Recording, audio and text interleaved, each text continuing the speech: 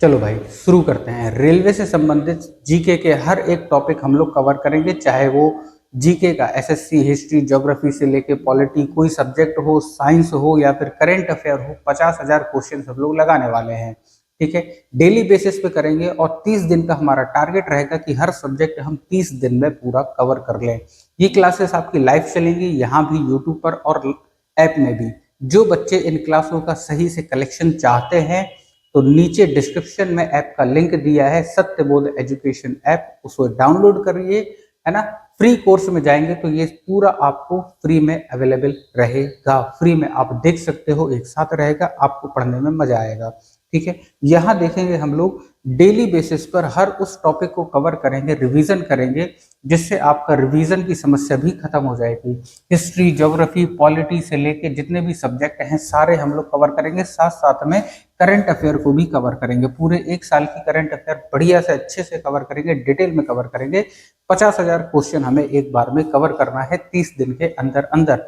अगर आपका paper railway का है तो आपके लिए ये बिल्कुल एकदम रामबाण होने वाला है।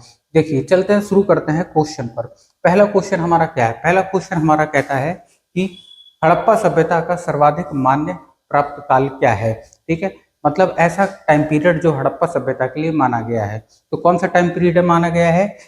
2500 बीसी से 1750 बीसी, 2500 बीसी से 1750 बीसी, ठीक है ना। आपको पता है कि हड़प्पा सभ्यता का जो टाइम पीरियड है वो काफी ज्यादा विवादास्पद रहा है। कुछ लोग कुछ किताबों में 3000 बीसी से 3000 बीसी से भी इसे काउंट करते हैं, ठीक है ना। 1750 बीसी तक, 1750 बीसी तक, ठीक है। तो अगर कहीं पर लिखा आ जाए, है ना, 2500 से 1750 ईसा पूर्व अगर नहीं दिया है लेकिन 3000 से 1750 बीसी दिया है तो आप इसे भी लगा देंगे तो भी कोई दिक्कत नहीं है, ठीक है।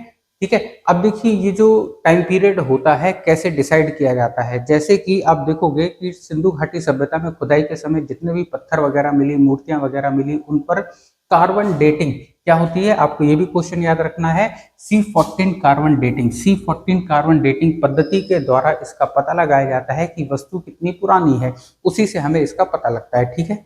चलो आगे देखो।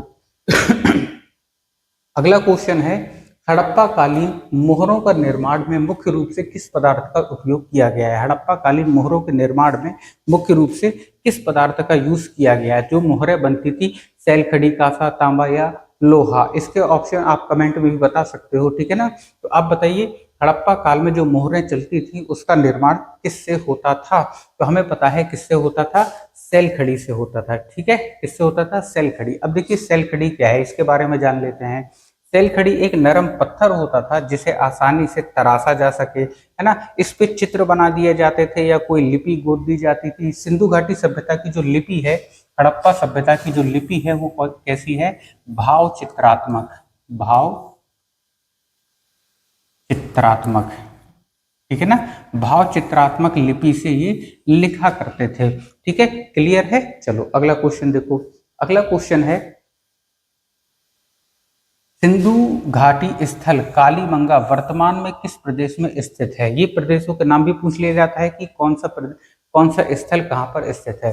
तो जो कालीबंगा है आप देखोगे कहाँ पर स्थित है, तो आप कहोगे कालीबंगा जो है राजस्थान में स्थित है। कहाँ स्थित है? राजस्थान में स्थित है, ठीक है। कालीबंगा कहाँ स्थित है? राजस्थान में स्थित है, ठीक है ना। राजस्थान के हनुमानगढ़ जिले में घग्गर नदी के किनारे स्थित है, ये भी आपको ध्यान रखना है, इंपॉर्टेंट पॉइंट है, ठीक है ना। कि पूछ लिया जाता है कालीबंगा किस नदी के किनारे है, तो आप कहोगे घग्गर, ठीक है। घग्गर नदी के किनारे कालीबंगा स्थित है। इसका शाब्दिक अर्थ होता है काले रंग की चूड़ियां। जो कालीबंगा है ना, इसका जो शाब्दिक अर्थ है वो क्या है? काले रंग की चूड़ियां, काले रंग की चूड़ियां। और यहाँ से मिला क्या है, तो आप देखोगे जुते हुए खेत और अग्नि वेदियां मिली हुई हैं, ठीक है।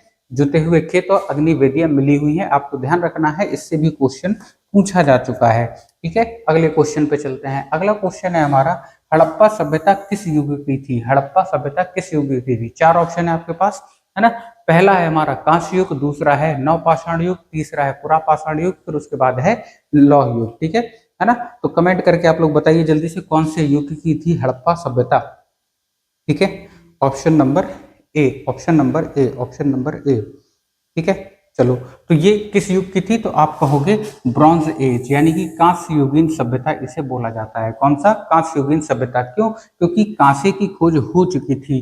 जिस टाइम पीरियड में जिस भी धातु की खोज हुई उसे उसी धातु के नाम से उसका युग का नाम पड़ जाता था। तो सिंधु घाटी सभ्यता में कांसे का यूज अच्छे से होने लगा था, इसीलिए इसे कांस्य युगीन सभ्यता भी बोला जाता है। अब देखो यहाँ पर एक ऑप्शन लिखा है लौह युग, ठीक है। क्वेश्चन आता है क्या सिंधु घाटी सभ्यता में लोहे की खोज हुई थी? तो आप कहोगे नहीं हुई थी, ठीक है। लोहे की खोज सिंधु घाटी सभ्यता में नहीं हुई थी, ठीक है ना। अब देखोगे यहाँ पर सिंधु घाटी के लोग तांबे और टिन को मिलाकर कांसा बनाया करते थे। किसको मिलाकर? तांबे और टिन को मिलाकर कांसा बनाया करते थे। इसीलिए इतिहास काल में, यानी कि इतिहासकारों ने इसे कांस्य युगीन सभ्यता का नाम दे दिया, ठीक है। चलो देखिए, यहाँ पर जब आप ऐप में जाओगे, ऐप का नाम क्या है? आप कहोगे सत्यबोध एजुकेशन। यहाँ पर रेलवे के बच्चों के लिए जीके जीएस का मेमोरी बूस्टर कोर्स भी अवेलेबल है, इसे भी आप विजिट कर सकते हो। इसमें पूरी कंप्लीट थ्योरी के साथ में ट्रिकों के माध्यम से हर एक चीज आपको याद करवाई गई है। देखो, पढ़ना तो पढ़ते तो सब हैं, पढ़ाई तो किताब में भी आप ले लोगे, सारी चीजें उसमें लिखी हैं, लेकिन वो पूरी चीज आपको याद भी होना चाहिए। तो इन ट्रिकों के माध्यम से कंप्लीट थ्योरी को आपको याद करवाया गया है, उसके बाद उसी पर बेस्ड क्वेश्चंस भी सॉल्व करवाए गए हैं, और अच्छे खासे मतलब बढ़िया क्वेश्चंस सॉल्व करवाए गए हैं। हर टॉपिक में 100 से 500 क्वेश्चन उसमें सॉल्व करवाए गए हैं, तो आप जरूर देख लेना, इसे भी एक बार विजिट कर लेना, ठीक है। चलो अगले क्वेश्चन पर चलते हैं। सभ्यता का सिंधु सभ्यता का पत्तन नगर यानी कि बंदरगाह किसे बोला जाता है? सिंधु सभ्यता का पत्थर नगर यानी कि बंदरगाह किसे बोला जाता है? कालीबंगा, लोथल, रोपड़ या फिर मोहनजोदाड़ो, ठीक है ना। बताइए। Option number B, option number B, Gujarat, Lothal, ठीक है ना। तो करेक्ट आंसर है इसका क्या है? ऑप्शन नंबर बी, गुजरात यानी कि लोथल, है ना। लोथल जो है कहाँ पड़ता है? तो आप कहोगे गुजरात में। कहाँ पड़ता है? गुजरात में। बंदरगाह कहाँ है? लोथल में है, इसीलिए इसे बोला जाता है पत्तन नगर भी बोला जाता है बंदरगाह को, ठीक है। आप देखोगे लोथल गुजरात में भोगवा नदी के किनारे स्थित है। अगर नदी पूछे तो लोथल कौन सी नदी के किनारे है? तो आप कहोगे भोगवा। कौन सी नदी किनारे है? भोगवा नदी के किनारे है, ठीक है। चलो आगे देखो, अगला क्वेश्चन। सिंधु घाटी की सभ्यता में घोड़े के अवशेष कहाँ मिले हैं? ठीक है, पहला ऑप्शन है सुरकोटदा, है ना, वनावली, मांडा, कालीबंगा। तो घोड़े के अवशेष कहाँ से मिले हैं? बताइए जरा, घोड़े के अवशेष कहाँ से मिले हैं? Option number C, option number C, option number A, ठीक है, ऑप्शन ए, ठीक है। देखो यहाँ पर जो है, अगर घोड़े की बात करें, अगर पूछे कि कालीबंगा में घोड़े पाए जाते थे क्या? घोड़े के साक्ष्य नहीं मिले हैं, लेकिन घोड़े की हड्डियों के एक सिंगल साक्ष्य हमें मिले हैं। कहाँ पर? सुरकोटदा में। कहाँ पर मिले हैं? ऑप्शन नंबर ए, सुरकोटदा में। तो सुरकोटदा में घोड़े की हड्डियों के साक्ष्य मिले हैं, लेकिन क्या सिंधु घाटी सभ्यता के लोग घोड़े से परिचित थे? तो घोड़े से परिचित नहीं थे। बात क्लियर है ना। देखिए, सिंधु घाटी में घोड़े के प्रमाण कम मिले हैं, लेकिन गुजरात के सुरकोटदा में घोड़े की अस्थियों के साक्ष्य जरूर मिले हैं। क्लियर है।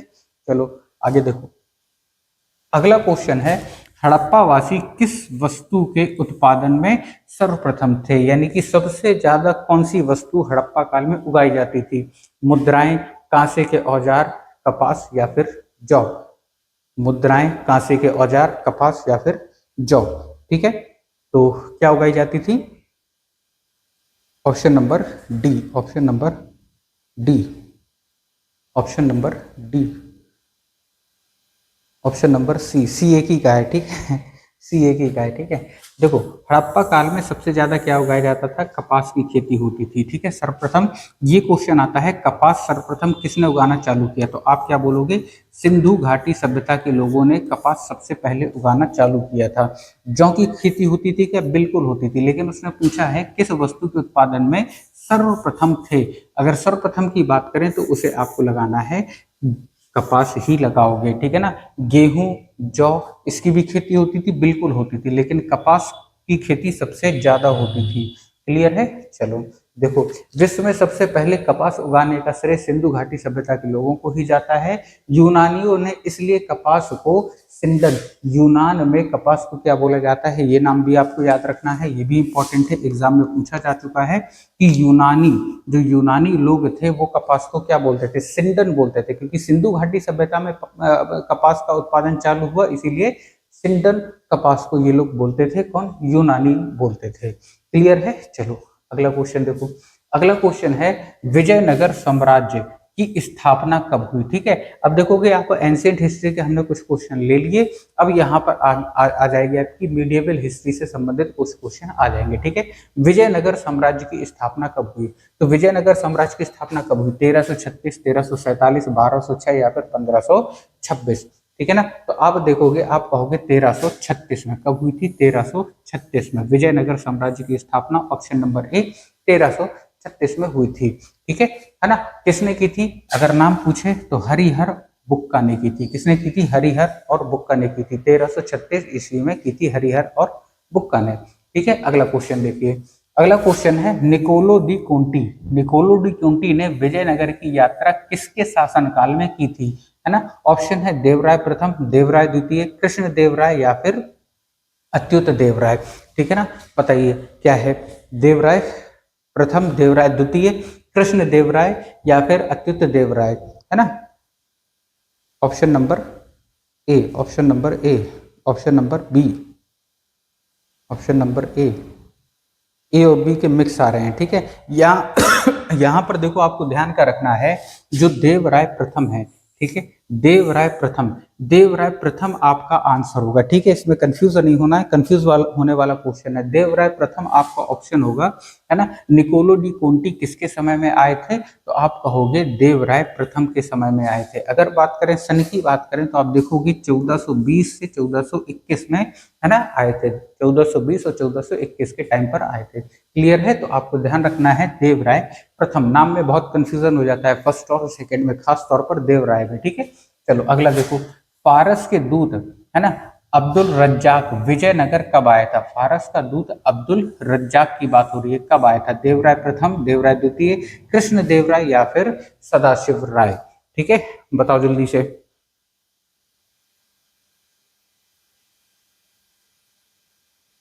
Option number A Priyanka, option number A, option number B, इसमें भी ए बी कर रहे हैं, देवराय प्रथम और देवराय द्वितीय, इसमें भी ए बी हो रहा है। ठीक है ना। इसमें आप देखोगे देवराय द्वितीय आ जाता है। कौन आ जाता है, देवराय द्वितीय। अगर बात करें अब्दुल रज्जाक की, तो अब्दुल रज्जाक कब आया था, वो आया था देवराय द्वितीय के समय में आया था। आपको ध्यान रखना है, इंपॉर्टेंट क्वेश्चन है ये। ठीक है, सारे रेलवे में आए हुए क्वेश्चन है। आगे देखो अगला क्वेश्चन। कृष्ण देव राय ने किसके साथ मैत्री संबंध रखे थे, किसके साथ मैत्री संबंध रखे थे, फ्रेंडली रिलेशन किसके साथ रखे थे, फ्रांसीसियों के साथ में, मिस्र के साथ, पुर्तगाली के साथ, हॉलैंड के साथ। बताइए जरा, फ्रांसीसी के साथ, मिस्र के साथ, पुर्तगालियों के साथ, हॉलैंड के साथ। ठीक है सर, पुर्तगालियों के साथ, सर पुर्तगालियों के साथ, पुर्तगाली। ठीक है, पुर्तगाली। अब देखो, अगर हम बात करें कृष्ण देव राय, किसकी बात कर रहे हैं, कृष्ण देव राय की बात कर रहे हैं। ठीक है, तो भारत में आप देखोगे हॉलैंड वाले आए थे, क्या आए थे, लेकिन काफी समय पहले आए थे और ज्यादा देर तक नहीं रुक पाए थे। मिस्र वाले तो डायरेक्ट आए भी नहीं थे ना, फ्रांस वाले आए थे। तो आप कहोगे पुर्तगाली आए थे भारत में। कौन आए थे, पुर्तगाली आए थे, सबसे पहले आए थे और सबसे बाद में गए थे। सबसे पहले कौन आया था, तो सबसे पहले आया था वास्को डिगामा, है ना। कौन आया था, वास्को डिगामा। ठीक है, अगर पूछे वास्को डिगामा कहां से आया था, तो cape of good hope, cape of good hope, cape of good hope के रास्ते से भारत में प्रवेश किया था। किसने, वास्को डिगामा में। ठीक है, तो वास्को डिगामा सबसे पहले आया था। पुर्तगाली यात्री कहां से आया था, केप ऑफ गुड होप के रास्ते से आया था। समुद्री मार्ग का नाम, जिस मार्ग से वास्को डिगामा भारत आया था, उसी मार्ग का नाम रख दिया गया cape of good hope. Clear है ना। चलो अगला क्वेश्चन देखो। अगला क्वेश्चन है विजयनगर किस नदी के तट पर स्थित है, विजयनगर किस नदी के तट पर स्थित है, कावेरी, कृष्णा, वाणगंगा या फिर तुंगभद्रा। ठीक है, कावेरी, कृष्णा, वाणगंगा या Tungabhadra. Option number D, option number D. ठीक है, जिन्होंने पढ़ा होगा उसे तो बढ़िया आ रहा होगा। ठीक है, तो कब आए थे, कहाँ, मतलब जो विजयनगर किस नदी के किनारे है, अगर ये क्वेश्चन है तो किस नदी के किनारे है, तो आप कहोगे option number D, option number D, Tungabhadra नदी के किनारे है, तुंगभद्रा नदी के किनारे है ना। ठीक है, चलो आगे देखो। आगे यहाँ पर देखोगे, बहमनी राज्य की राजधानी थी, बहमनी राज्य की राजधानी थी गुलबर्ग, बीजापुर, बेरार या फिर रायचूर। बहमनी राज्य की राजधानी क्या थी, बहमनी राज्य की जो प्रारंभिक राजधानी थी, है ना, वो क्या थी, गुलबर्गा, प्रारंभिक यानी शुरुआती राजधानी। अगर बात करें बाद में कौन हो गई, तो बाद में जो हो गई वो हो गई हमारी बीदर, क्या हो गई, बाद में जो हो गई बीदर हो गई। ठीक है, यहाँ आप देखोगे बीदर तो है नहीं है, गुलमर्गा है ना, तो गुलबर्गा हमारा आंसर करेक्ट हो जाएगा। बहमनी राज्य की राजधानी क्या है, ठीक है, तो दो राजधानी आपको याद रखना है। बहमनी राज्य की राजधानी पूछे तो एक गुलबर्गा, ये शुरुआत की थी, बीदर ये बाद की थी। ठीक है ना, तो बीदर ऑप्शन में है नहीं है, तो हम क्या लगा देंगे, गुलबर्गा लगा देंगे। क्लियर है, ठीक है, चलो अगला क्वेश्चन देखो। अगला क्वेश्चन है, विजयनगर के महाबनी उत्सव के अवशेष कहाँ मिलते हैं। ठीक है ना, विजयनगर के महाबनी उत्सव, महाबनी उत्सव विजयनगर में मनाया जाता था, बड़ा ही भव्य उत्सव होता था उस समय का, है ना, तो इसके अवशेष कहाँ मिले हैं, बीजापुर, गोलकुंडा, हम्पी या फिर मदुरै। बीजापुर, गोलकुंडा, हम्पी या फिर मदुरै। स्टैटिक जीके में भी इसका क्वेश्चन पूछ लिया जाता है कि महाबनी उत्सव किस राज्य का है, महाबनी उत्सव किस राज्य का है या कहाँ मनाया जाता है, ठीक है, या कहाँ मनाया जाता था। तो आप कहोगे इसका ऑप्शन क्या है, इसका ऑप्शन क्या है, आप कहोगे हम्पी। कहाँ पर, हम्पी। ठीक है ना, इसके अवशेष जो हैं हमें कहाँ मिले हैं, हम्पी में इसके अवशेष हमें मिले हैं। बट ठीक है ना, चलिए अगला क्वेश्चन देखो। अगला क्वेश्चन है, विजयनगर का प्रथम शासक जिसने पुर्तगालियों से संधि की थी। तो विजयनगर का ऐसा कौन सा शासक है जिसने पुर्तगालियों से संधि करी थी, हरिहर, बुक्का, देवराय द्वितीय या फिर कृष्णदेवराय, है ना, हरिहर बुक्का, हरिहर बुक्का, देवराय द्वितीय या फिर कृष्णदेवराय। ठीक है, बताइए जल्दी से। कृष्णदेवराय, कृष्णदेवराय, कृष्णदेवराय, ठीक है, कृष्णदेवराय, कृष्णदेवराय। ठीक है, तो यहाँ देखोगे आप किसने की थी, कृष्णदेवराय। अभी थोड़ी देर पहले बताया था मैंने कि कृष्णदेवराय के समय में पुर्तगाली भारत में आ चुके थे, क्योंकि सबसे पहले आने वाले भी कौन थे, पुर्तगाली थे। तो कृष्णदेवराय ने किसके साथ संधि की थी, कृष्णदेवराय ने किसके, पुर्तगालियों के साथ में संधि की थी, किसने, कृष्णदेवराय ने। किस लिए की थी, किस लिए की थी, तो व्यापार के लिए की थी। किस लिए की थी, व्यापार के लिए की थी। ठीक है ना, आपको ध्यान रखना है क्योंकि समुद्री मार्ग पर उस समय कब्जा किसका था, पुर्तगालियों का कब्जा था। क्लियर है, चलो अगला क्वेश्चन देखो। अगला क्वेश्चन है, बीजापुर का गोल गुंबद किसने बनवाया था। बीजापुर का गोल गुंबद किसने बनवाया था, बीजापुर का गोल गुंबद किसने बनवाया था, मोहम्मद ईशा, यूसुफ आदिल शाह, है ना, इस्माइल आदिल शाह या फिर मोहम्मद आदिल शाह। बताइए जरा, मोहम्मद ईशा, यूसुफ आदिल शाह, इस्माइल आदिल शाह या फिर मोहम्मद आदिल शाह। ठीक है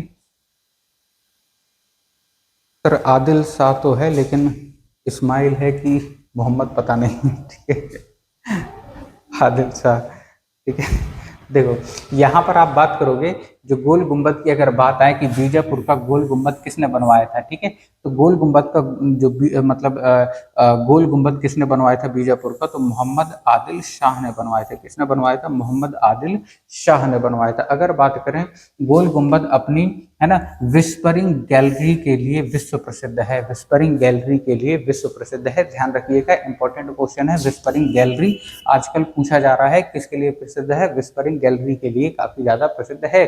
ठीक है, चलो आगे देखो। अगला क्वेश्चन है, भारतीय राष्ट्रीय आंदोलन की 1885 से 1905 की अवधि को क्या कहा जाता है। अब देखोगे, ये भारतीय राष्ट्रीय आंदोलन आ गए, है ना, यानी पहले हमने किया एंशिएंट हिस्ट्री के कुछ क्वेश्चन किए, फिर हमने मीडिएवल हिस्ट्री के कुछ क्वेश्चन किए, अब उसके बाद हम मॉडर्न हिस्ट्री के कुछ क्वेश्चन करेंगे। इस तरीके से करके हर एक टॉपिक की डेली रिवीजन करेंगे, डेली इंपॉर्टेंट क्वेश्चन करेंगे और एग्जाम ओरिएंटेड क्वेश्चन करेंगे, ताकि आपको कहीं भी कोई भी दिक्कत ना हो रिवाइज करने में। करंट अफेयर का सेशन भी हम लोग रखेंगे, है ना, सारी चीजें बेहतरीन तरीके से। 30 दिन में 50,000 क्वेश्चन का टारगेट है, आराम से आपको करना है। एक बार पढ़ लोगे, उसके बाद आप देखोगे कि अच्छे से आपके नंबर रेलवे में जीके वाले पोर्शन में, जहां बच्चे एग्जाम से बाहर हो जाते हैं, वहां भी बनने लगेंगे। क्लियर है, चलो आगे देखो। अच्छा, इसका उत्तर देखो, भारतीय राष्ट्रीय आंदोलन की 1885 से 1905 की अवधि को क्या बोला जाता है? उदारवादी चरण, उग्रवादी चरण, गांधी युग, या फिर इनमें से कोई नहीं। ठीक है, क्या बोला जाता है बताइए जरा। उदारवादी, उदारवादी। ठीक है, उदारवादी बोला जाता है। क्या बोला जाता है? उदारवादी चरण बोला जाता है। ठीक है, ये शुरुआती फेज है ना, राष्ट्रीय आंदोलनों का भारत में 1885 से 1905 का शुरुआती फेज है। ठीक है, आपको पता है जब कांग्रेस बनी थी 1885 के आसपास, तो इस समय क्या था कि उदारवादी नेताओं का बोलबाला होता था। ठीक है ना, इस समय कांग्रेस पर उदारवादी नेताओं जैसे दादा भाई नौरोजी हो गए, गोपाल कृष्ण गोखले हो गए, इनका प्रभाव ज्यादा था। उदारवादी का मतलब हो गया ये केवल अंग्रेजों की बातों पर थोड़ा बहुत रिएक्शन करके, आंदोलन करके शांत हो जाते थे। ठीक है ना, कहीं कोई हाथापाई नहीं, कहीं कोई है ना हथियारों का यूज नहीं, है ना, केवल और केवल रिएक्शन देके, धरने प्रदर्शन करके ये शांत हो जाते थे। इन्हीं को बोला जाता है उदारवादी नेता। ठीक है, चलो अगला क्वेश्चन देखो, भारतीय इतिहास में वर्ष 1885 किस कारण से प्रसिद्ध है? 1885 किस कारण प्रसिद्ध है? पहला है भारतीय राष्ट्रीय कांग्रेस की स्थापना, कांग्रेस का पतन, प्लासी का युद्ध, बक्सर का युद्ध। ठीक है, बताइए 1885 किसके लिए प्रसिद्ध है? 1885 किसके लिए प्रसिद्ध है? Option number A, option number A. ठीक है, ठीक है, option number A, option number A. ठीक है, ये तो गलत नहीं करोगे, है ना, ये गलत नहीं करोगे। ठीक है, तो भारतीय राष्ट्रीय कांग्रेस की जो स्थापना है वो हुई थी 1885 में। आपको याद रखना है, भारतीय राष्ट्रीय कांग्रेस की है ना स्थापना हुई थी। किसने की थी? तो आप कहोगे ए ओ ह्यूम ने की थी। किसने की थी? ए ओ ह्यूम ने की थी स्थापना, है ना। अगर पूछे पहला अध्यक्ष कौन था, पहला अध्यक्ष कौन था, तो पहला अध्यक्ष कौन था? डब्ल्यू.सी. बनर्जी। पहला अध्यक्ष कौन था? डब्ल्यू.सी. बनर्जी इसके पहले अध्यक्ष थे, है ना।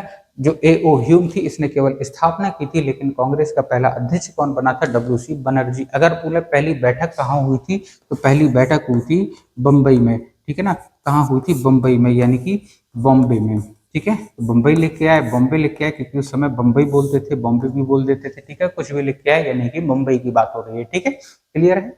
चलो अगला क्वेश्चन देखो, है ना, गोकुलदास तेजपाल संस्कृत महाविद्यालय क्यों प्रसिद्ध है? गोकुलदास, है ना, गोकुलदास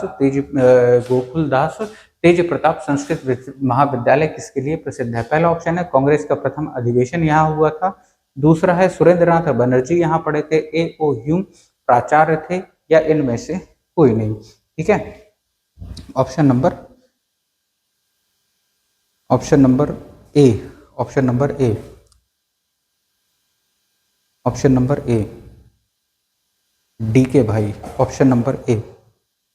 ठीक है यार, नाम तो पूरा लिख दिया करो, कम से कम रजिस्ट्रेशन करते समय नाम अपना पूरा लिख दिया करो, पूरा शो होगा ताकि। ठीक है है ना, यहाँ आप देखोगे बात हो रही है गोकुलदास तेजपाल संस्कृत महाविद्यालय की बात हो रही है। ठीक है ना, तो यहाँ पर जो है कांग्रेस का पहला अधिवेशन यहीं पर हुआ था, है ना। और ये है कहाँ पर? तो ये है कहाँ?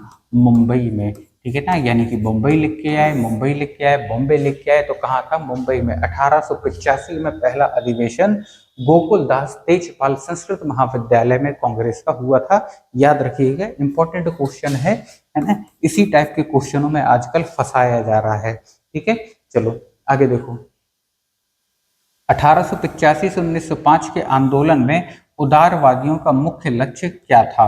पहला है प्रतिगामी राष्ट्रवाद, संवैधानिक आंदोलन, तीसरा ऑप्शन है सशस्त्र क्रांति, इनमें से कोई नहीं। बताइए जरा, है ना।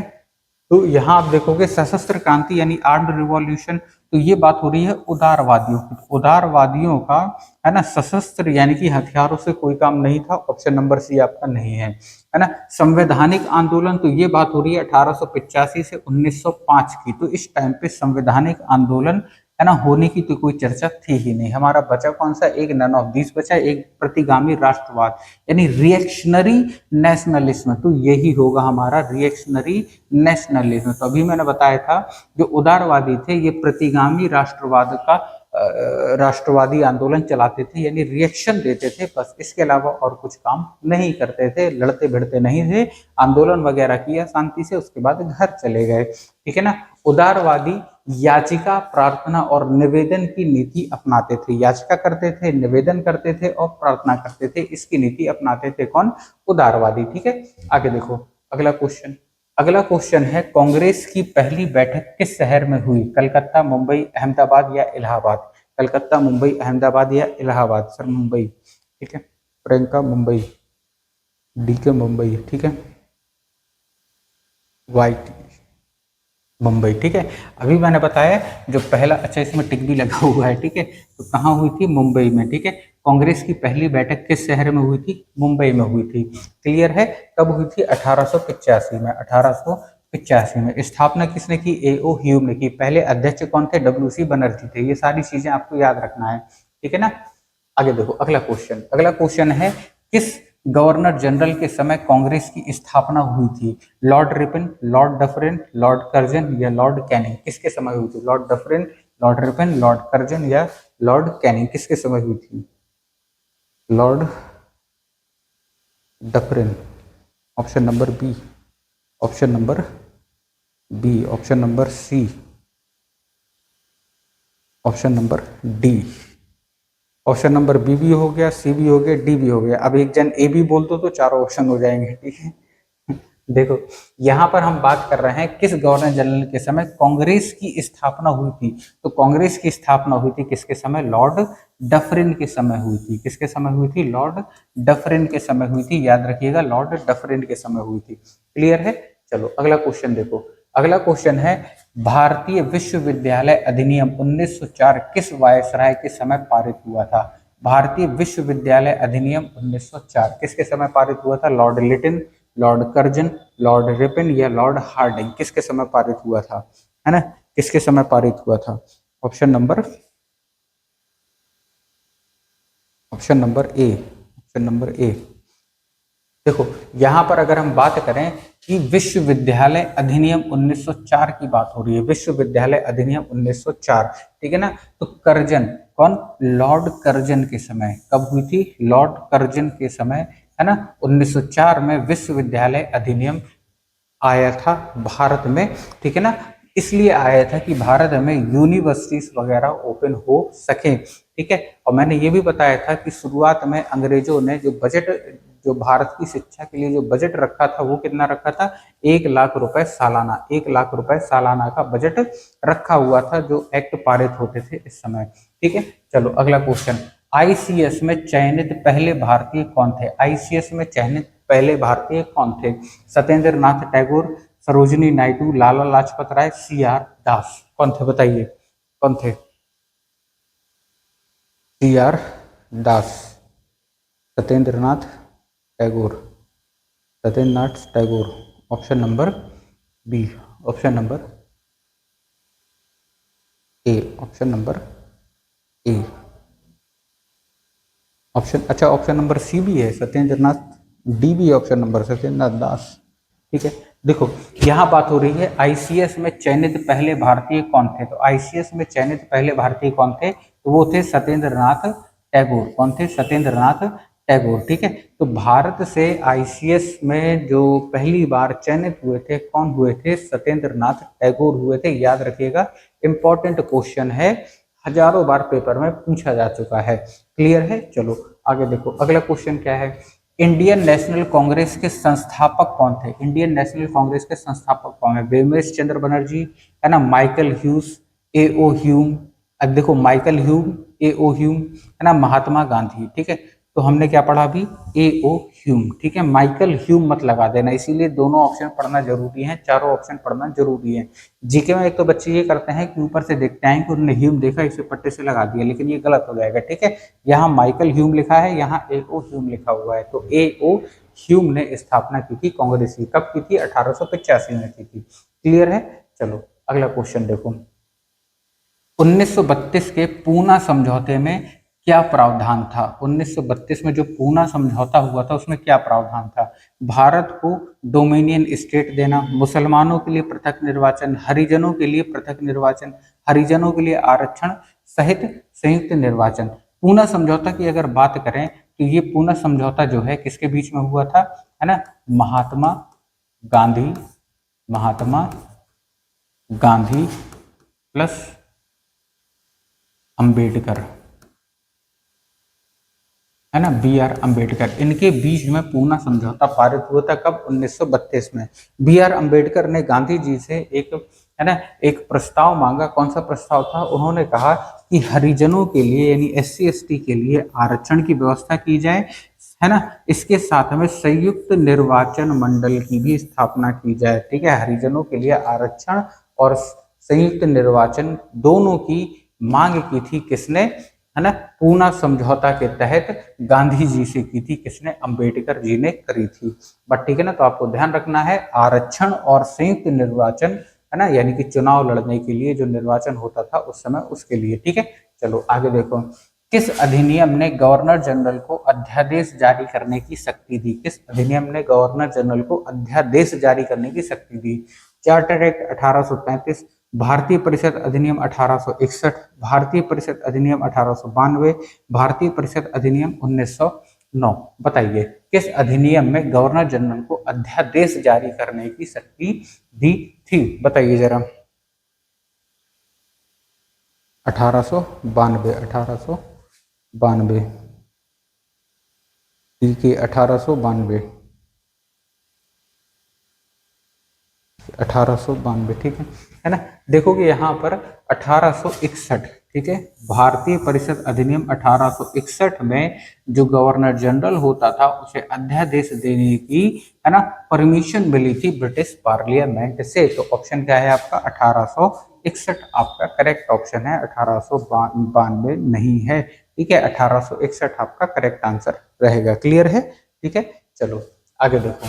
रेगुलेटिंग एक्ट कब पारित हुआ था? रेगुलेटिंग एक्ट कब पारित हुआ था? 1773 में, 1771, 1785, 1793, है ना, बताइए जरा।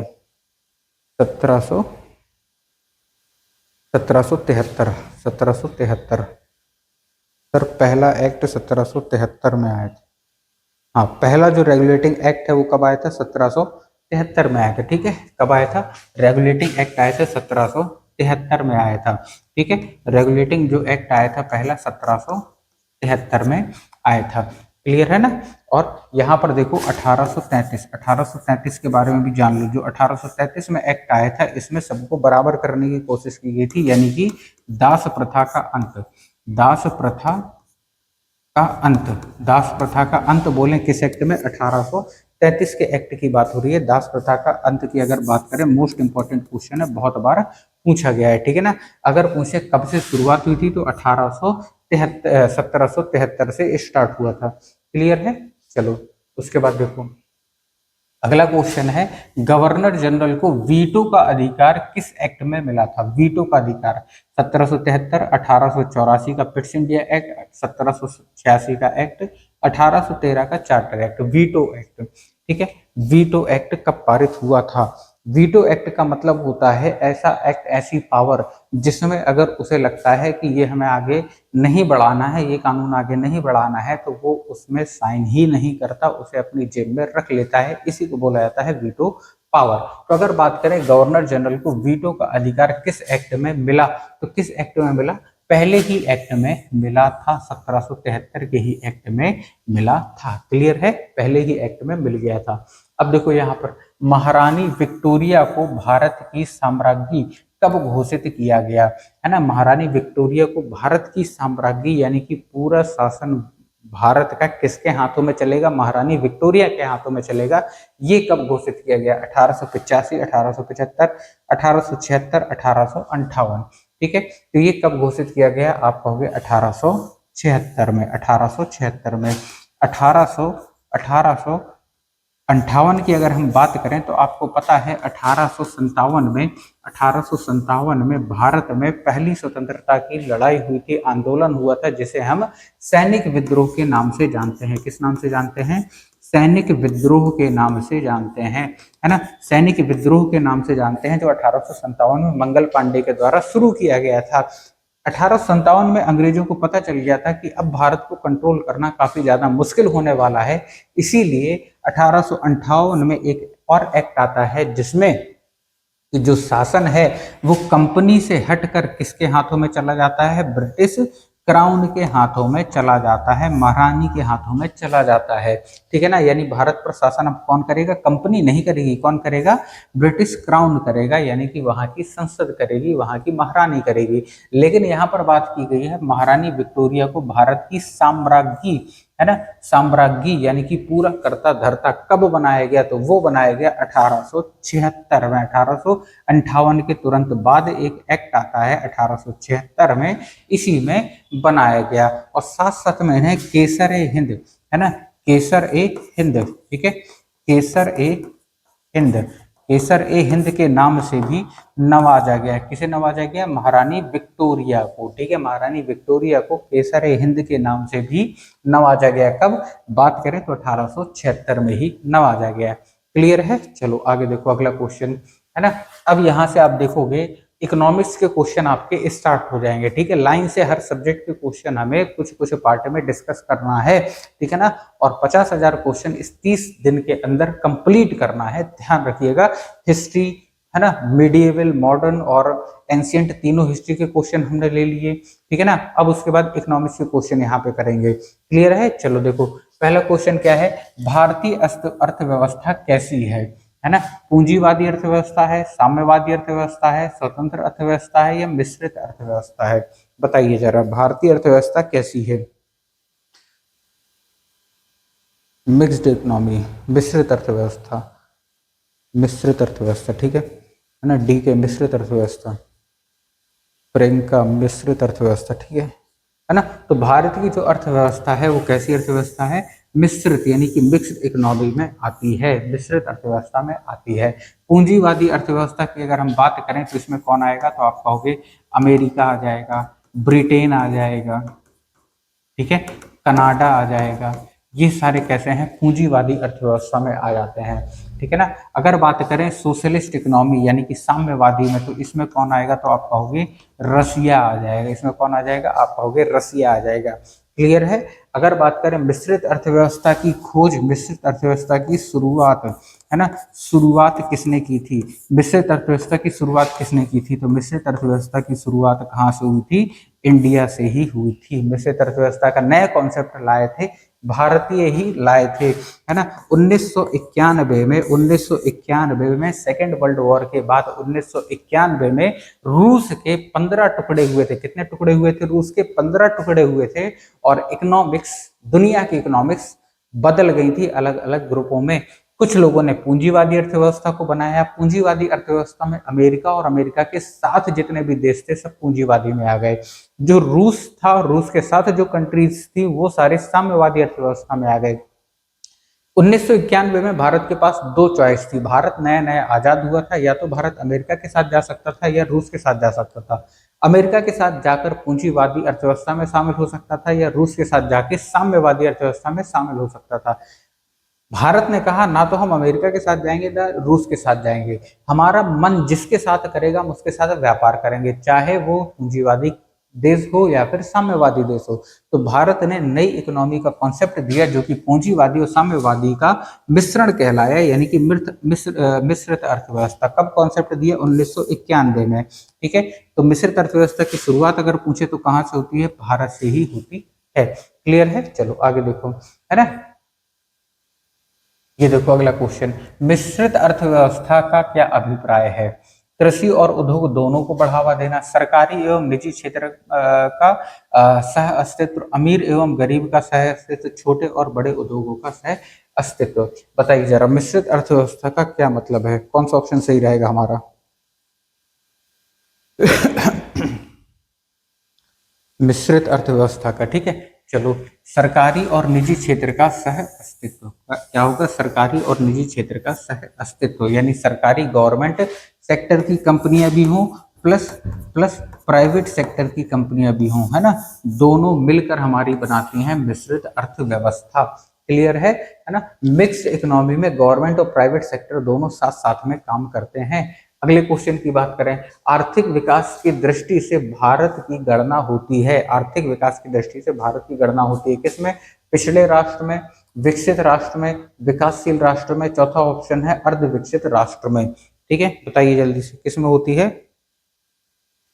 डेवलपिंग कंट्रीज, ठीक है, डेवलपिंग कंट्रीज, डेवलपिंग कंट्रीज, हाँ ठीक है, बिल्कुल सही है ना। सिंपल क्वेश्चन है ये। विकासशील राष्ट्र यानी डेवलपिंग कंट्रीज में भारत की गणना होती है। बेसिकली अमेरिका जो पूंजीवादी देश था, बहुत ज्यादा ताकतवर 1991 के बाद हो गया था, जब रूस 15 टुकड़ों में टूट गया था, अमेरिका बहुत ज्यादा ताकतवर हो गया था, तो अमेरिका ने मोस्टली जो उसके साथ में जो भी कंट्रीज आई, वो सारे सारे अपने अपने को उन्होंने घोषित कर दिया कि हम डेवलप्ड हैं भाई साहब, ठीक है। बाकी जो अन्य देश हैं वो क्या है, या तो अंडर डेवलप्ड हैं या डेवलपिंग हैं, ठीक है। तो बेसिकली एक मानसिकता जो थी अमेरिका ने बनाई थी कि हम भाई सबसे ऊंचे हैं, उसी का एक नतीजा है जो भारत आज भी डेवलपिंग कंट्रीज में ही गिना जाता है। क्लियर है? चलो आगे देखो। भारत में राष्ट्रीय आय में सबसे अधिक योगदान किस क्षेत्र का है? प्राथमिक क्षेत्र, द्वितीय क्षेत्र, तृतीय क्षेत्र या फिर सार्वजनिक क्षेत्र? प्राथमिक क्षेत्र, द्वितीय क्षेत्र, तृतीय क्षेत्र या फिर सार्वजनिक क्षेत्र, बताइए, है ना। भारत की अर्थव्यवस्था, भारत की राष्ट्रीय आय में सबसे ज्यादा योगदान किसका है ना? सर प्राथमिक क्षेत्र का। Option number A, option number A, option B भी है, ऑप्शन बी भी है, ठीक है, वेरी गुड, ऑप्शन बी भी है, ठीक है। आप देखोगे वर्तमान में जो सर्विस सेक्टर है वो सबसे ज्यादा जो है इनकम वाला एरिया है, यानी कि राष्ट्रीय आय जनरेट करने वाला जो है वो सर्विस सेक्टर है। और सर्विस सेक्टर किस में आता है? प्राथमिक क्षेत्र में आप कहोगे क्या आएगा, तो आप कहोगे कृषि आती है, प्राथमिक क्षेत्र में कृषि आती है, ठीक है। अगर बात करें सेकेंडरी क्षेत्र में क्या आते हैं, सेकेंडरी क्षेत्र में आपके आते हैं जो जो जो मशीन्स वगैरह होती हैं, ठीक है, जो मशीन्स वगैरह होती हैं या कोई फैक्ट्री वगैरह हो गई, ये सारी चीजें आ जाती हैं। अगर टर्सरी क्षेत्र में आप देखोगे तो यहाँ पे आ जाएंगी आपकी सर्विस सेक्टर, ठीक है, सर्विस सेक्टर, चाहे होटल इंडस्ट्री हो, है ना, या जो मतलब कोई भी किसी भी प्रकार की सर्विस दे रहा हो वो, है ना, तो सर्विस सेक्टर हमारा आ जाता है टर्सरी में। तो सबसे ज्यादा जो है टर्सरी सेक्टर यानी कि सर्विस सेक्टर तृतीय क्षेत्र का हमें, है ना, राष्ट्रीय आय में योगदान देता है। क्लियर है? ठीक है, चलो अगला क्वेश्चन देखो। आगे आप देखोगे बंद अर्थव्यवस्था यानी क्लोज इकोनॉमी वह है जिसमें मुद्रा पूरी तरह नियंत्रित होती है, घाटे की वित्त व्यवस्था हो, केवल निर्यात होता है या निर्यात होता है ना आयात होता है, ना निर्यात होता है ना आयात होता है, ठीक है। तो ये क्या है? क्लोज इकोनॉमी यानी बंद अर्थव्यवस्था किसे बोलते हैं? Option number D, option number D, option number D, सबका डी है, ऑप्शन नंबर डी, ठीक है, ठीक है। तो यहाँ पर जो बंद अर्थव्यवस्था की बात हो रही है, ना इसमें निर्यात होता है ना आयात होता है, ना इंपोर्ट ना एक्सपोर्ट, पूरी तरह से क्लोज्ड इकोनॉमी हो जाती है। जो इस समय की बात करें तो जो बांग्लादेश की हालत है वो धीरे धीरे क्लोज्ड इकोनॉमी ही होती जा रही है, अन्य देशों के साथ उसके व्यापार धीरे धीरे बंद हो गए हैं। बांग्लादेश की जो कपड़ा इंडस्ट्री जो सबसे ज्यादा थी, उनमें भी आप देखोगे आप ताला लग गया है। क्लियर है? तो क्लोज इकोनॉमी में विदेश व्यापार नहीं होता, यानी इंपोर्ट एक्सपोर्ट वगैरह सब कुछ बंद हो जाता है। भारत में कुल श्रम शक्ति का कितना भाग कृषि से कार्यरत है? यदि कृषि कितने परसेंट लोग कर रहे हैं? 48%, 50%, 54% या फिर 64%? ठीक है, बताओ जरा। 60%, 60% तो ऑप्शन में भी नहीं है, 60% ऑप्शन में नहीं है, 48, 50, 54 और 64%।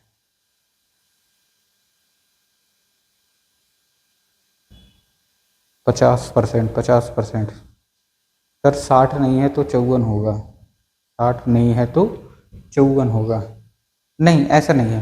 देखो पहले एक समय था जब 60%, ठीक है, आज से लगभग लगभग 12 से 15 साल पहले की अगर हम बात करते, तब अगर 60% लगाते आप तब सही होता। लेकिन अगर अभी की बात करें तो कुल श्रम शक्ति का 54% कृषि के कार्यों में संलग्न है। 54%, भारत की आबादी का 54% लोग अभी भी कृषि के क्षेत्र पर ही डिपेंड करते हैं, ठीक है।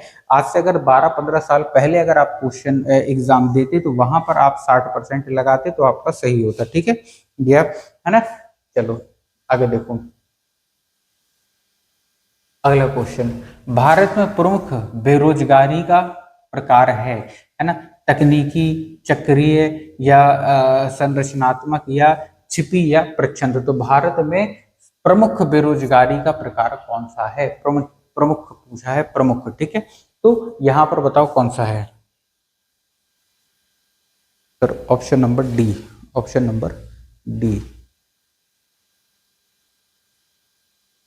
ठीक है, देखो भारत में जो बेरोजगारी का प्रकार है, जो सबसे ज्यादा जो बेरोजगार भारत में रहते हैं, यानी कि भारत में प्रमुख बेरोजगारी का जो प्रकार आ जाता है ना, वो ग्रामीण क्षेत्र से आ जाता है। और ग्रामीण क्षेत्र में जो है ये होता है छिपी या प्रच्छन्न जो बेरोजगारी है। छिपी या प्रच्छन्न बेरोजगारी का मतलब क्या है? जैसे मान लो एक ये खेत है, ये क्या है? खेत है ना। अब एक घर में मान लो 10 सदस्य रह रहे हैं, ठीक है, 10 लोग रह रहे हैं, 10 लोग रह रहे हैं। अभी उनके पास एक ही खेत है, तो 10 के 10 लोग इसी खेत में काम करेंगे, 10 के 10 लोग इसी खेत में काम करेंगे। देखा जाए तो 10 के 10 लोगों के पास काम है, लेकिन एक ही खेत में जो कि 2 या 3 लोगों का काम होता है, वहीं पर 10 लोग लगे हैं। क्यों? क्योंकि एक ही घर का खेत है और उसी से सबका पेट पल रहा है ना। तो ये एक प्रकार की छिपी हुई बेरोजगारी इसे बोला जाता है, जो भारत में बहुत है। छिपी हुई बेरोजगारी जिसे प्रच्छन्न बेरोजगारी भी बोला जाता है। चक्रीय बेरोजगारी क्या होती है? चक्रीय बेरोजगारी में होता है कि कोई सर्कल चलता है, जैसे मान लीजिए अभी ठंड का समय चल रहा है, तो एसी हो गए, कूलर हो गए, है ना, एसी कूलर वगैरह का व्यापार करने वाले या पंखे का व्यापार करने वाले, है ना, इन सभियों का व्यापार क्या है, इस समय ठप चल रहा है ना। ये सब अभी बेरोजगार घूम रहे हैं, है ना। जैसे ही गर्मियों का सीजन आएगा तो फिर, है ना, तो फिर आप देखोगे गर्मियों के सीजन में एसी की डिमांड बढ़ जाएगी, पंखे की डिमांड बढ़ जाएगी, कूलर की डिमांड बढ़ जाएगी, ठीक है। तो ये सीजन वाइज जो चलते हैं ना, बेरोजगारी फिर रोजगार फिर बेरोजगारी फिर रोजगार, उसे हम बोलते हैं चक्रीय बेरोजगारी। बट ठीक है, भारत में सबसे ज्यादा है छिपी बेरोजगारी, यानी कि प्रच्छन्न बेरोजगारी हम बोलते हैं इसे। क्लियर है? चलो आगे देखो अगला क्वेश्चन। भारत में बेरोजगारी के आंकड़े कौन प्रकाशित करता है? योजना आयोग, वित्त आयोग, एनएसएसओ, है ना, या फिर यूजीसी, है ना। बताओ भारत में बेरोजगारी के आंकड़े कौन प्रसारित करता है या प्रकाशित करता है? योजना आयोग, option number A, option number ए योजना आयोग, ऑप्शन नंबर ए योजना आयोग। नहीं, योजना आयोग नहीं करता, ठीक है। योजना आयोग बेरोजगारी के आंकड़े प्रसारित नहीं करता। कौन करता है? एनएसएसओ, है ना, एनएसएसओ करता है भारत में बेरोजगारी के आंकड़ों का प्रसारण। ध्यान रखिएगा, है ना, एनएसओ भी बोला जाता है। अब इसे एनएसओ भी बोला जाता है, पहले एनएसएसओ बोला जाता है। रोजगार से संबंधित जितने भी सर्वेक्षण है कौन करता है? एनएसओ करता है, ध्यान रखिएगा, ठीक है। योजना आयोग का काम ये नहीं है। भारत में बेरोजगारी की कौन सी किस्म पाई जाती है? अगला क्वेश्चन, भारत में किस टाइप की बेरोजगारी पाई जाती है? ग्रामीण अल्प रोजगार, चक्रीय बेरोजगारी, संरचनात्मक बेरोजगारी, या इनमें से सभी? इनमें से सभी, option number D, option number D. ठीक है, तो भारत में देखो ग्रामीण अल्प रोजगार भी है, चक्रीय रोजगार भी है, संरचनात्मक रोजगार भी है, यानी इनमें से सभी सभी प्रकार के रोजगार बेरोजगार भारत में बैठे हुए हैं, ठीक है। तो इनमें से सभी प्रकार की बेरोजगारी पाई जाती है। चलो आगे देखो अगला क्वेश्चन।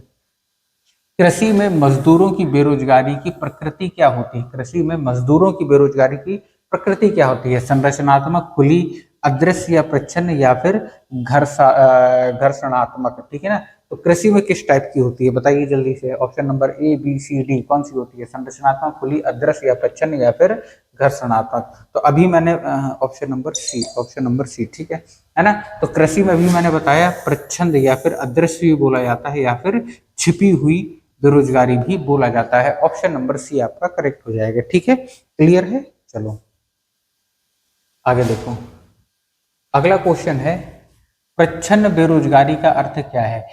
काम करने की इच्छा हो पर काम ना मिले, पूरे वर्ष काम ना मिले, विशाल श्रमिक शक्ति का उचित प्रयोग ना हो, आवश्यकता से अधिक लोगों का कार्यरत होना, आवश्यकता से अधिक लोगों का कार्यरत होना।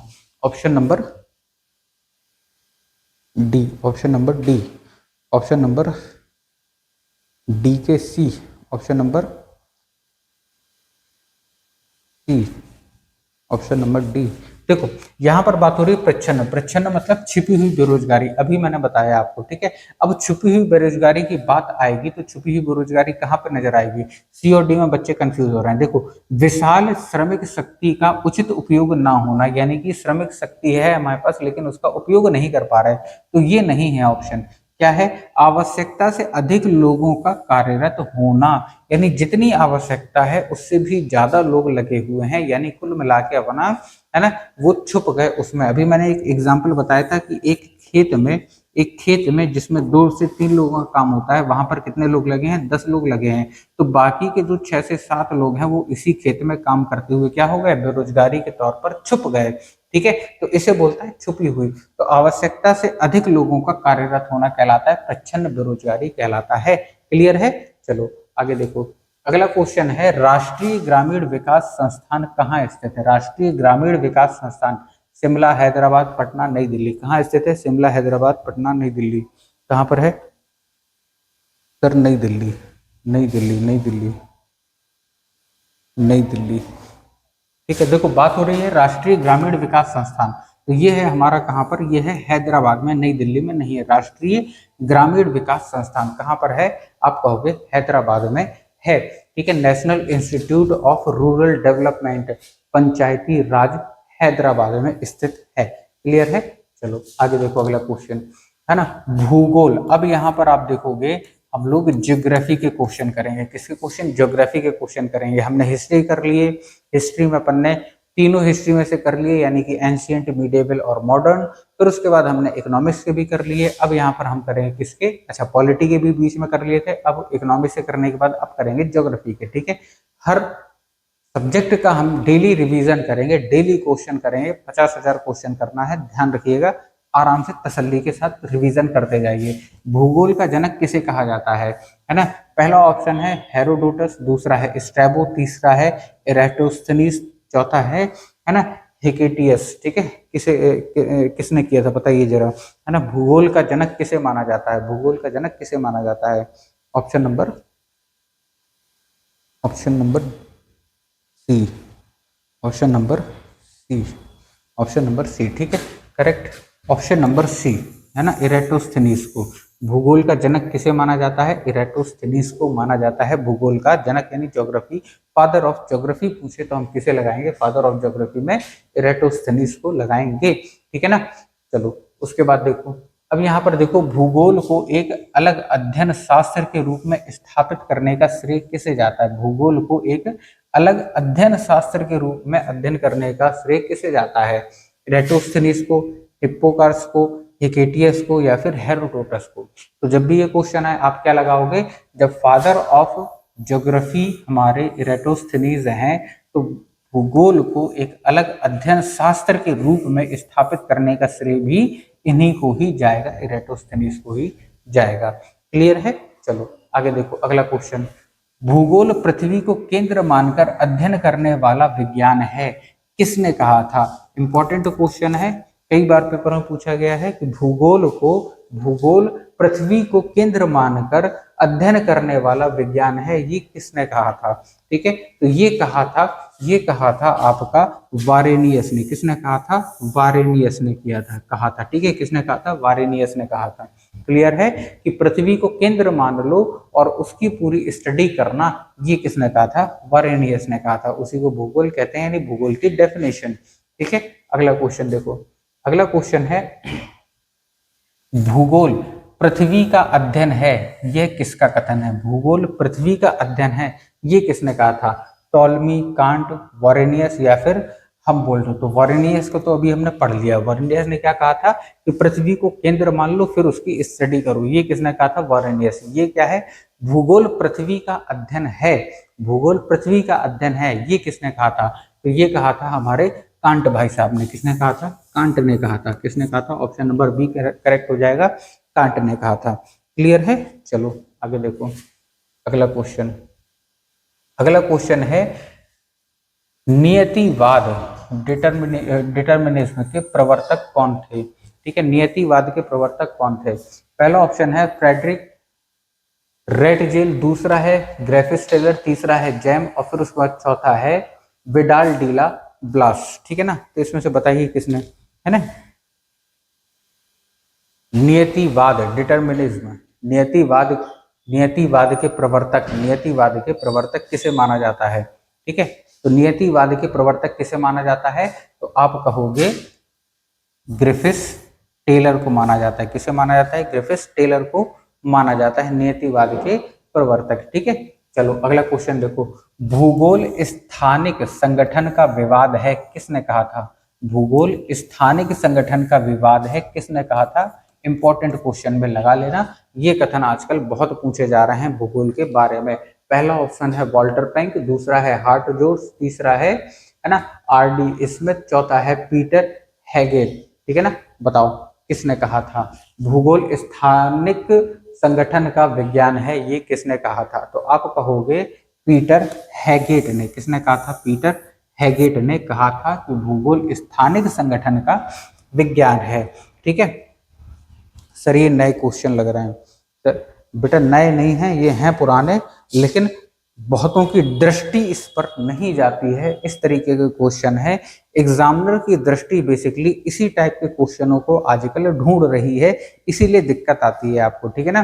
तो हमें चलना होता है एग्जामिनर क्या सोच रहा है, किस टाइप के क्वेश्चन बना रहा है, इस चीज पर ज्यादा फोकस करना है, तभी आपके जीके में नंबर बढ़ेंगे, वरना फिर गड़बड़ ही गड़बड़ है। मैंने बताया शुरुआत में और हर बार बताता हूं कि 90% बच्चे जो रेलवे के पेपर में बाहर होते हैं वो केवल और केवल जीके जीएस और करंट अफेयर की वजह से ही बाहर होते हैं।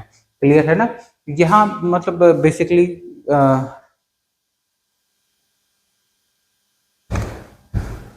क्वेश्चन सारे हो जाएंगे आपके, क्वेश्चन लगभग हर चीज के क्वेश्चन हो जाएंगे। अभी आपने देखा ना हिस्ट्री, ज्योग्राफी, पॉलिटी, उसके बाद हमने ये इकोनॉमिक्स भी कर ली, अब ये ज्योग्राफी हमारी वो हो रही, उसके बाद साइंस के भी क्वेश्चन लगाएंगे, सारे डेली प्रैक्टिस करेंगे ताकि हर सब्जेक्ट की डेली प्रैक्टिस हो तो सारे सब्जेक्ट आपके दिमाग में बने रहें। क्लियर है।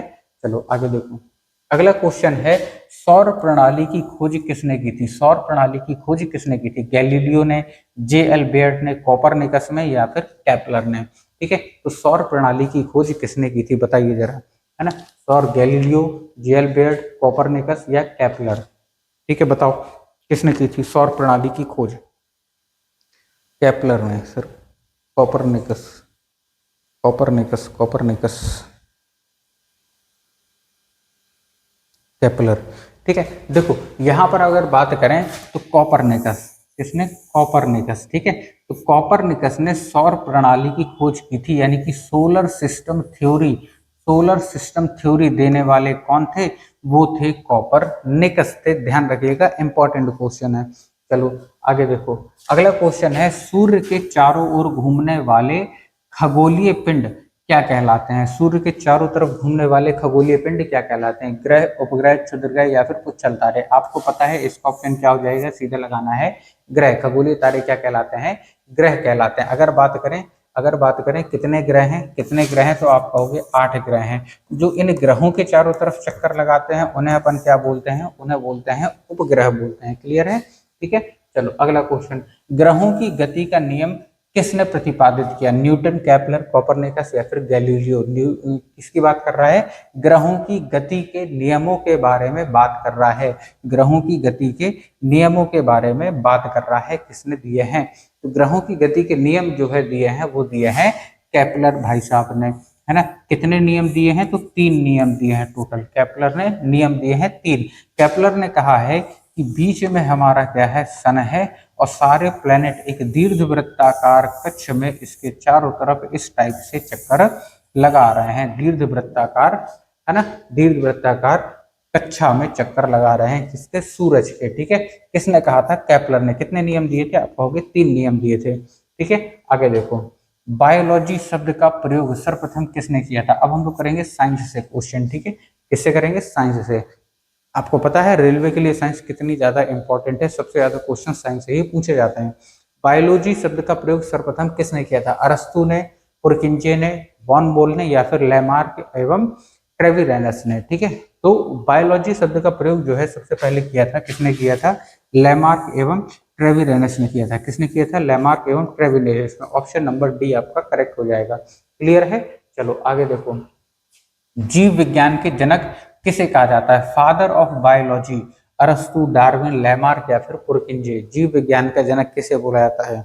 सर अरस्तु को, सर अरस्तु को, ऑप्शन नंबर ए अरस्तु को बोला जाता है। ठीक है, यहाँ आप देखोगे जीव विज्ञान का जनक किसे बोला जाता है? फादर ऑफ बायोलॉजी अरस्तु को बोला जाता है। ठीक है, अरस्तु ने अपनी किताब में 500 अरस्तु ने अपनी किताब में 500 है ना 500 स्पीसीज का वर्णन किया है। अरस्तु ने अपनी किताब में कितने स्पीसीज का वर्णन किया है?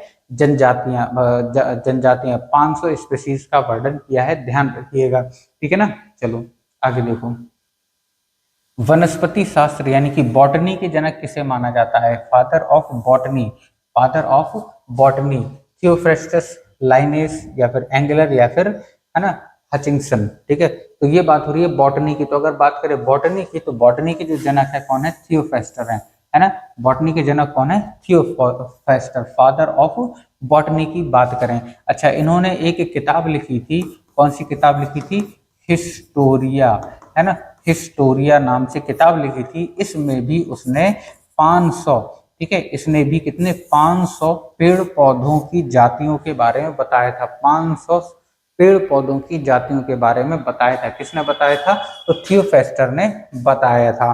ठीक है ना, तो हिस्टोरिया है ना, पूरा अगर नाम देखें तो हिस्टोरिया प्लेंटेरम, तो हिस्टोरिया लिख के आ जाए या प्लांटेरियम पूरा लिख के आ जाए, तो किसने लिखी थी? ये थियोफ्रेस्टर ने लिखी थी।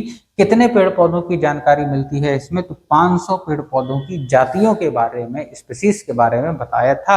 अगर जंतुओं की बात करें तो यहाँ मैंने अभी बताया, जंतुओं की बात करें यानी कि फादर ऑफ बायोलॉजी की बात करें, तो जो अरस्तु ने 500 है ना 500 जानवरों यानी कि जंतुओं की स्पीसीज के बारे में बताया था। ठीक है, अगर हम बात करें यहाँ पर हमने अभी बताया किसके बारे में? थियोफ्रेस्टर के बारे में। ठीक है, थियोफ्रेस्टर, इसने 500 पेड़ पौधों के बारे में बताया, इसीलिए फादर ऑफ बॉटनी। अगला क्वेश्चन देखो। ठीक है, चिकित्सा शास्त्र के जनक किसे माना जाता है? फादर ऑफ मेडिसिन किसे बोला जाता है? अरस्तु, थियोफ्रेस्टर, हिप्पोक्रेटस या फिर गैलेन। किसे माना जाता है? तो आप कहोगे हिप्पोक्रेटस को माना जाता है। किसे माना जाता है? आप कहोगे हिप्पोक्रेटस को माना जाता है। आधुनिक चिकित्सा का जनक, फादर ऑफ मेडिसिन का जनक कहा जाता है हिप्पोक्रेटस को। ठीक है, अब देखिए यहाँ पर हमने बहुत सारे ढेर सारे क्वेश्चन किए, उनका डिस्क्रिप्शन भी देखा। ठीक है, तो ये आप देखोगे 50,000 क्वेश्चन की सीरीज हमें 30 दिन में कंप्लीट करना है। लाइव आपको इसी तरह बने रहना है। अगर आपको बेहतरीन तरीके से और पढ़ना है, ये सारी क्लासेस आपको फ्री उपलब्ध है हमारे सत्यबोध एजुकेशन ऐप में, जिसका लिंक डिस्क्रिप्शन में आपको मिल जाएगा। वहां से आप डाउनलोड करिए, सारी क्लासेस आपको लाइव वहां पर मिल जाएंगी। ठीक है, चलिए।